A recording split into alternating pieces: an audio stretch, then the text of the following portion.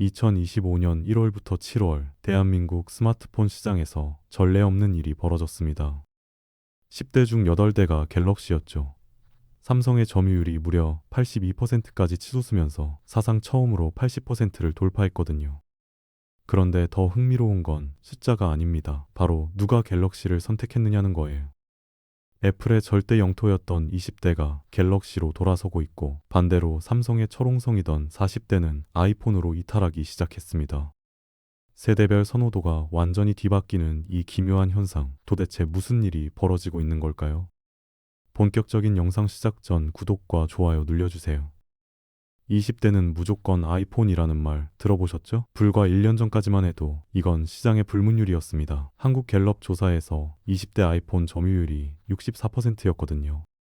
그런데 2025년 이 공식이 깨지기 시작했어요. 20대의 아이폰 사용률이 60%로 떨어진 겁니다. 겨우 4포인트 아니냐고요? 천만에요. 같은 기간 갤럭시 점유율은 34%에서 40%로 6포인트나 급상승했거든요. 30대도 마찬가지였습니다. 아이폰 사용률이 눈에 띄게 감소하면서 탈애플, 친삼성 기조가 2030 세대 전반으로 확산되고 있었죠. 더 충격적인 건 향후 구매 의향 조사였어요. 20대 아이폰 재구매 의향이 무려 10%포인트나 폭락했고, 반대로 갤럭시 구매 의향은 46%까지 치솟으면서 오차 범위 내로 격차를 좁혔습니다. 강남 IT 기업에 다니는 27살 김대리 얘기를 들어봤는데요. 작년까지만 해도 아이폰 14 프로를 쓰던 친구였어요. 그런데 올해 갤럭시 S25로 갈아탔다고 하더라고요. 주변에서 다들 아이폰 쓰니까 나도 썼는데 막상 써보니 불편한 게 한두 가지가 아니더라는 거예요. 통화 녹음도 안 되고 삼성페이처럼 편한 결제 수단도 없고 AI 기능도 기대 이하였다는 겁니다. 이런 친구들이 하나둘 늘어나면서 애플의 핵심 지지층이었던 청년 세대 전체가 흔들리고 있는 거죠. 2025년을 기점으로 20대는 무조건 아이폰이라던 시장의 불문율이 완전히 무너지기 시작한 겁니다. 애플 입장에서는 가장 중요한 미래 고객층을 잃어가고 있다는 강력한 신호였던 거예요. 그런데 재미있는 건 20대가 갤럭시로 돌아오는 동안 다른 세대는 어땠냐는 거예요. 50대를 보면 갤럭시 사용률이 89%까지 치솟았습니다. 60대 이상은 더 압도적이에요. 무려 92%가 갤럭시를 쓰고 있었거든요. 젊은 층 일부가 이탈하더라도 삼성이 전혀 흔들리지 않았던 이유가 바로 여기에 있었던 거죠. 중장년층의 강력한 지지 기반이 삼성을 떠받치고 있었던 겁니다. 그런데 이 와중에 딱 한 세대만 완전히 다른 길을 걷기 시작했어요. 바로 40대였습니다. 40대의 아이폰 사용률이 전년 대비 12.1포인트나 폭발적으로 증가하면서 31%를 기록한 거예요. 생각해보세요. 20대는 갤럭시로 유턴하고 5060은 갤럭시 일색인 상황에서 40대만 아이폰으로 역주행하고 있는 겁니다. 이게 얼마나 기묘한 구도인지 아시겠어요? 대한민국 스마트폰 시장이 세대별로 완전히 엇갈린 선호도를 보이면서 그 어느 때보다 복잡하고 흥미로운 양상을 띠게 된 거죠. 분당에 사는 45살 박 부장 이야기를 들어봤는데요. 올해 처음으로 아이폰 15 프로 맥스를 샀다고 하더라고요. 이제 애들도 다 컸고 경제적으로 여유가 생기니까 한 번쯤은 써보고 싶었다는 거예요. 주변 동료들도 비슷하다고 했습니다. 젊을 땐 살 엄두도 못 냈던 프리미엄 브랜드를 이제는 마음 편하게 선택할 수 있는 나이가 됐다는 거죠. 전문가들은 이런 현상을 두고 세대별 가치관과 라이프 스타일이 브랜드 선택에 그대로 반영되고 있다고 분석했습니다. 40대는 경제력을 갖춘 세대로서 프리미엄 브랜드에 대한 갈증이 있고, 2030은 실용성을 중시하며 5060은 익숙함과 안정성을 최우선으로 두는 거죠. 그럼 20대는 왜 갤럭시로 돌아온 걸까요? 가장 큰 이유 중 하나가 바로 디자인의 변화였습니다. 갤럭시 폴드와 플립 시리즈를 보세요. 과거엔 혁신적이긴 한데 무겁고 두껍다는 게 가장 큰 단점이었거든요. 그런데 최신 모델들이 이 문제를 획기적으로 개선했어요. 온라인 커뮤니티에서는 마침내 쓸만해졌다, 완성형에 가까워졌다는 호평이 쏟아졌습니다. 실제로 써본 사람들 반응이 완전히 달라진 거예요. 휴대성이 개선되면서 기존 갤럭시 사용자들은 물론이고 아이폰 쓰던 사람들까지 관심을 보이기 시작했죠. 단순히 기능만 좋은 폰이라는 과거의 인식을 완전히 탈피한 겁니다. 디자인적으로도 훌륭한 기기로 거듭났다는 평가를 받게 된 거예요. 홍대 근처 카페에서 만난 24살 대학생 이양 얘기가 인상적이었는데요. 작년까지 아이폰 13을 쓰다가 올해 갤럭시 Z 플립으로 바꿨다고 하더라고요. 친구가 플립 쓰는 거 보고 완전 반했어요. 접어서 가방에 쏙 들어가는데 디자인도 예쁘고 인스타 찍을 때도 각도 잡기 너무 좋더라고요. 라는 거예요. SNS에서 셀카 찍을 때 폰을 반 접어서 세워놓고 찍으면 삼각대가 필요 없다는 얘기도 했습니다. 이런 반응이 젊은 층 사이에서 확산되면서 삼성이 가지고 있던 아재폰 이미지가 서서히 벗겨지기 시작한 겁니다. 폴더블이 단순한 기술 과시가 아니라 실제 라이프 스타일을 바꿀 수 있는 제품으로 인식되기 시작한 거죠. 기능만 좋은 게 아니라 갖고 다니고 싶은 폰, 자랑하고 싶은 폰으로 거듭난 겁니다.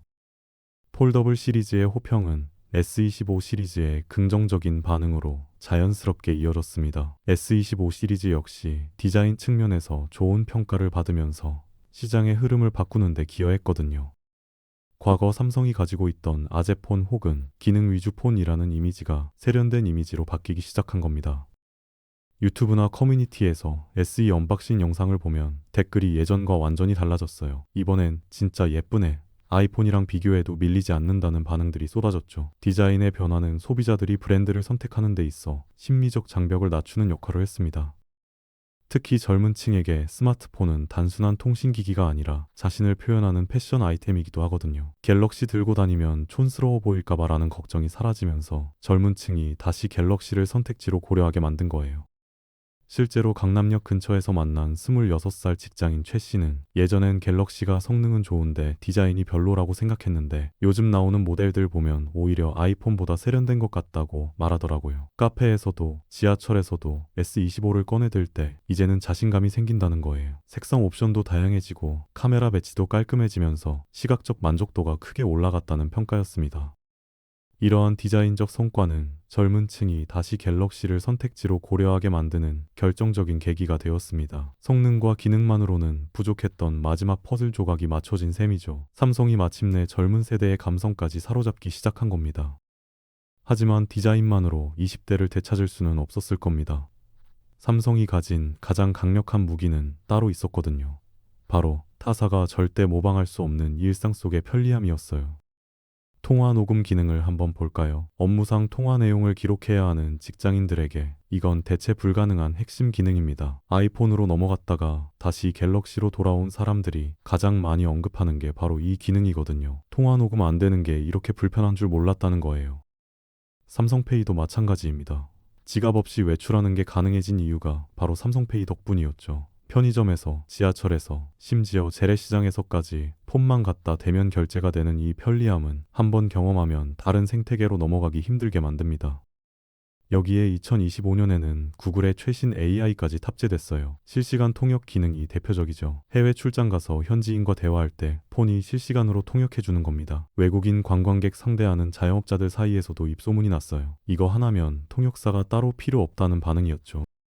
소비자들은 이런 기능들을 종합적으로 고려했을 때 굳이 다른 폰을 선택할 이유가 없다는 결론에 도달했습니다. AI 성능까지 갖춘 상황에서 아이폰으로 넘어간다는 건 오히려 불편함을 감수하는 거라고 생각하게 된 거예요. 편리한 기능과 AI 기술의 결합은 갤럭시 생태계를 떠날 수 없게 만드는 강력한 낙인 효과를 발휘했습니다. 한번 익숙해지면 빠져나올 수 없는 늪 같은 거죠.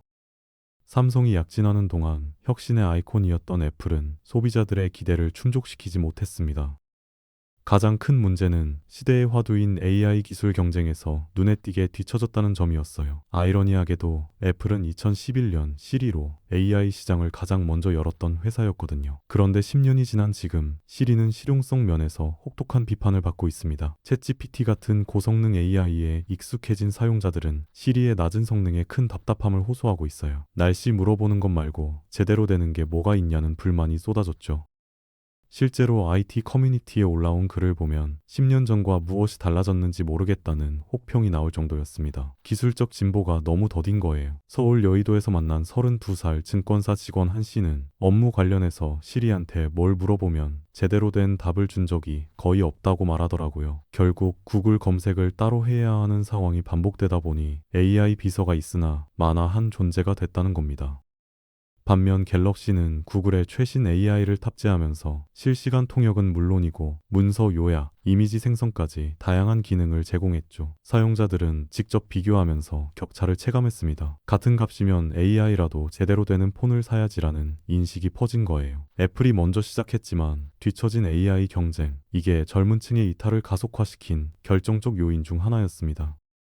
전문가들은 애플의 성공 요인이었던 폐쇄성이 이제는 AI 시대의 발목을 잡고 있다고 분석합니다. 전 세계가 오픈소스를 공유하며 AI를 발전시키는 동안 애플은 독자 노선을 고집하며 흐름에 합류하지 못했거든요. 구글, 메타, 오픈 AI 같은 기업들이 서로 데이터와 기술을 공유하며 빠르게 발전하는 동안 애플은 자기들끼리만 개발하다 보니 속도가 현저히 느렸던 겁니다. 이로 인해 AI 개발에 필수적인 외부 데이터와 자원을 확보하는 데 큰 어려움을 겪게 되었어요. 더 큰 문제는 리더십이었습니다. 스티브 잡스 이후 현 CEO팀 쿡 체제에서 장기적 기술 투자보다 단기적 재무 성과에만 집중한다는 비판이 끊임없이 제기됐거든요. 실제로 애플의 분기 실적 발표를 보면 수익성은 계속 좋아지는데 정작 혁신적인 제품 출시는 점점 뜸해지고 있었죠. 한 IT 업계 관계자는 잡스 시절엔 시장을 놀라게 할 제품을 만드는 게 목표였다면 지금은 주주들을 만족시키는 게 목표처럼 보인다고 지적했습니다.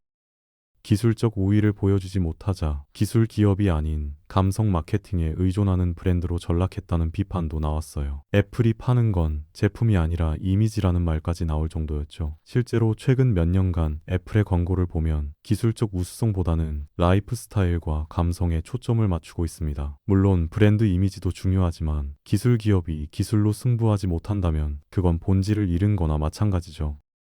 애플의 기술적 정체에 더해 차기작인 아이폰 17의 디자인 루머가 기름을 부었습니다. 유출된 후면 카메라 디자인에 대해 시장과 소비자들의 반응은 매우 부정적이었거든요. 온라인 커뮤니티에는 이게 뭐야, 디자인팀 다 바꿔야 하는 거 아니냐는 반응이 쏟아졌어요. 사용자들은 애플 특유의 간결하고 세련된 디자인 정체성을 잃어버린 것 같다는 실망감을 표출했습니다. 특히 카메라 배치가 기존의 대각선 구도에서 수평 배치로 바뀌면서 애플답지 않다는 평가가 많았죠. 한 디자인 전문가는 애플의 강점은 항상 미니멀하고 일관된 디자인 언어였는데 이번 루머가 사실이라면 그 정체성이 흔들리는 거이라고 분석했습니다. 이제는 디자인조차 삼성에게 밀린다는 우려 섞인 목소리가 애플 팬들 사이에서도 나오기 시작했어요. 실제로 맥루머스, 구투오다 맥 같은 애플 전문 미디어 댓글창을 보면 기존 팬들의 실망감이 고스란히 드러났습니다. 이럴 거면 그냥 갤럭시 사겠다. 디자인마저 잃으면 애플한테 남는 게 뭐냐는 반응들이었죠. 이러한 실망감은 그동안 굳건했던 애플 생태계의 충성도를 근본적으로 흔드는 요인이 되고 있습니다. 브랜드 충성도라는 게 한순간에 무너지는 건 아니지만 작은 균열들이 쌓이면 결국 큰 붕괴로 이어지거든요. AI에서 밀리고 디자인마저 실망스러운 상황에서 굳이 비싼 돈 주고 아이폰을 사야 하나는 의문이 확산되기 시작한 겁니다. 애플의 브랜드 파워가 여전히 강력하긴 하지만 그 힘이 예전 같지 않다는 신호가 곳곳에서 감지되고 있었어요. 논쟁에서 한 발 물러나 보면 삼성 갤럭시는 전 세계 스마트폰 시장 점유율 1위를 지키는 최상위 브랜드입니다. 2025년 2분기 기준으로 삼성은 애플과 샤오미를 제치고 글로벌 시장의 패권을 유지하고 있거든요. 우리가 너무 익숙해서 그렇지 갤럭시는 세계에서 가장 많이 팔리는 스마트폰이에요. 이건 자동차 시장에서도 마찬가지입니다. 현대, 기아차 역시 글로벌 3의 자리를 지키고 있죠. 그런데 아이러니하게도 세계에서 인정받는 국산 브랜드들이 정작 한국에서는 가장 박한 평가를 받곤 합니다. 한국 사람들이 삼성한테 제일 야박하다는 말이 괜히 나온 게 아니에요. 국산 제품은 수입 제품에 비해 훨씬 더 엄격하고 까다로운 잣대로 비난받는 역차별 문화가 존재하거든요. 같은 문제가 생겨도 삼성 제품이면 역시 삼성, 애플 제품이면 그럴 수도 있지라는 식의 이중 잣대가 작동하는 겁니다.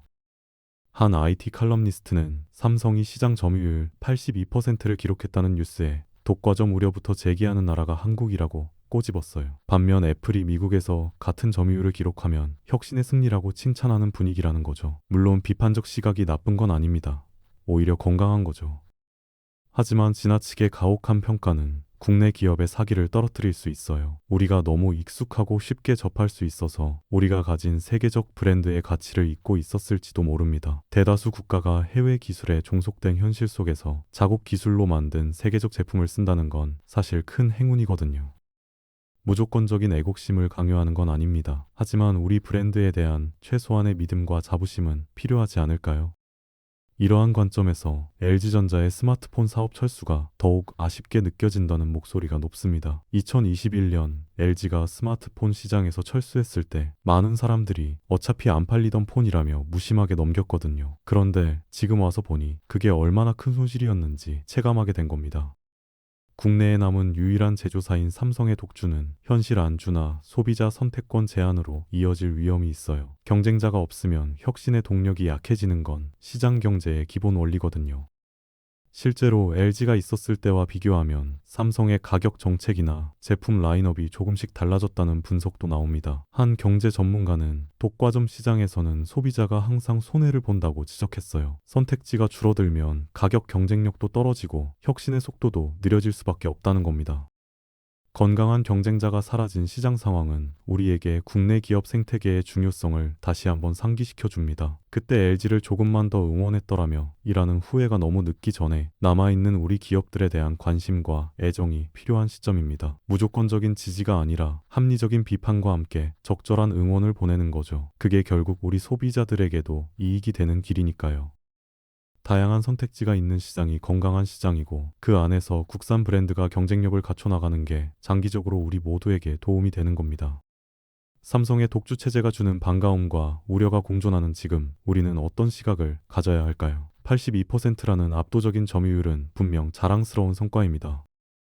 하지만 동시에 건강한 경쟁 생태계가 무너졌다는 신호이기도 하죠. 소비자의 선택권과 국내 산업의 발전을 위해서는 균형 잡힌 시장이 필요합니다. 무조건적인 비판도 맹목적인 지지도 아닌 합리적인 관심이 필요한 시점이에요. 여러분은 이 상황을 어떻게 보시나요? 댓글로 의견 남겨주세요. 시청해주셔서 감사합니다.